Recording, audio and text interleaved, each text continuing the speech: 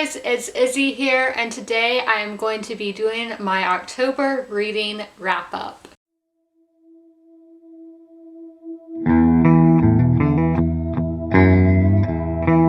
Roses, their debut album, I think it's one of the best-selling albums of all time. I only finished 3 books so far this month, so I will add, or I should finish 2 more, one tomorrow and then one by the end of the week. And to let you all know, I will have reviews for all of these books linked down below in the pinned comment to my blog, where you can see the full review, because sometimes Bookstagram has a character limit, so on the blog there's no limit. I can type as much as I want. So the first book is actually a carryover from last month, so I didn't write a review for this one, and that is Sky Without Stars by Jessica Brody and Joanne Rendell. I think this is one of the first books I've read that has 2 authors instead of just one. So this is, I didn't annotate this one, so my thoughts may be arrive. So this is Les Mis, set in outer space. Quite a big book, but this book is actually half the size of Les Mis. They're making this a trilogy, so there will be 3 books all set in with the same universe, planet. I don't know if it's all going to be on the same planet. It's, we follow Eponine, Cosette, and then the guy who Eddie Redmayne plays, Marcellus? Or is that his name in this? Marcellus is his name in this. I forget what it is in the actual Les Mis, but Les Mis is my favorite classic. I read it last year.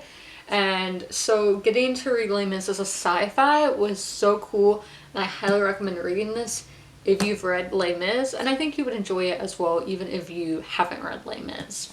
So going into the books that I actually reviewed, we have a classic, which is 100 Years of Solitude by Gabriel Garcia Marquez. As you can see, this is a winner of the Nobel Peace Prize, and I did say it's a classic, it's a modern classic. This was published in Argentina in 1967, and I think in the United States in 1970. So this book, it took me a while to get through because I did get sick in the middle of reading it. Nothing to do with the book, I got food poisoning.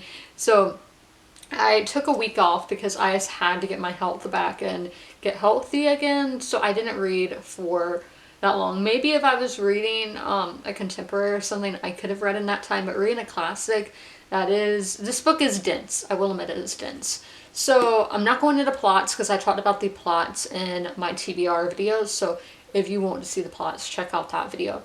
So character-wise, this book was so confusing because there were so many characters with the same name, because this follows a family through multiple generations. Yes, it is realistic that names do get carried on generation to generation, but to me that's really confusing in literature because you have no idea which one is which, and they all kind of have the same personality traits, as if you have this name, you're going to have this personality, and that's the thing within the book. So the atmosphere, this takes place in the town of Macandu, not sure how to say it, in Colombia. This is a fictional town. So as I said, we are seeing the history of this town through this one family, but I think the main goal of the book is to go through the history of the town from its start to its finish. But I do think the atmosphere was really cool. I could vividly picture it. I didn't have any struggles with that at all. So the writing was very beautiful, but a lot of times I was having to go back and read back because it didn't register. Again, that's a common thing with classics, and this book, after reading such a good book like this, I was in a reading hangover, so it was really hard to get into a book again, especially one like this.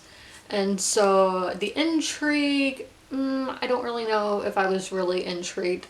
Logic, when I wrote my review, I had no idea this was supposed to be magical realism, because I was like, why are these characters living to be 145 years old? I'm like, that is unrealistic. The oldest people live nowadays is like 120, and this does not take place back when the Bible was happening, where people were like 900. So there were a lot of things where I was like, oh my gosh, this is so unrealistic. But I have since found out this is magical realism, so don't take my advice on that. But I did overall enjoy this. Learning about a different culture and reading a classic from Latin America, because for me personally, in my schooling, we had never read any classics from Latin America, that I know of at least, so I really did enjoy seeing this culture. But I will say there are a lot of trigger warnings in this book and things that made me uncomfortable. We do have to remember this does take place some scenes 200 years ago, so the world was completely different back then, and some of these things were normal back then, but it can make modern audiences very uncomfortable, and rightfully so. So beware going into this, and since this is a classic, you can go online and find all the triggers to see if you are able to read this book. So the next book I read is Game 7 by Paul Volpone, and this is very fitting as we have Game 6 of the World Series tomorrow, and we may have a Game 7 by the end of the week, who knows. So this is, the characters in this I felt were annoying, but we have to remember the main character is 16 years old, so that's 5 years younger than me and a teenager, and this is a YA contemporary novel. So I do think they are very realistic characters. Even if they are annoying, I think if I was in his situation at his age, I would relate to him, and I think that's very important in a book, that you can relate to somebody. And I forgot to say, this was a 3-star, and the one before that was a 4.5. So the atmosphere, I had never read anything like this, of defecting from a country and going to a different one, being a refugee. I'd never read anything like that. The writing was pretty average. It was nothing special. The intrigue, I was always wanting to know what would happen next, and that's one of the downfalls of this book as well. The ending, I think there should have been at least 30 to 40 more pages. I felt like we didn't get a good set ending. So the logic, so Julio's dad plays in the major leagues, so he defected from Cuba. The World Baseball Classic, or it was actually an exhibition game where the Cuban national team was playing against normal MLB teams, and he defected while in Baltimore so he could get his family a better life in the United States versus Cuba. He is in his 40s and gets signed a deal with the Miami Marlins and is pitching in the World Series, a closer and all that. I don't think that's really that realistic for a man who is already grown and in his 40s. You're only going to have a few years in the game, and I don't think that was realistic at all. But overall, I did enjoy this, and I think if you are a baseball fan that you will enjoy this, and I recommend at least being a casual baseball fan so you can understand the plays, the positions, and all of that.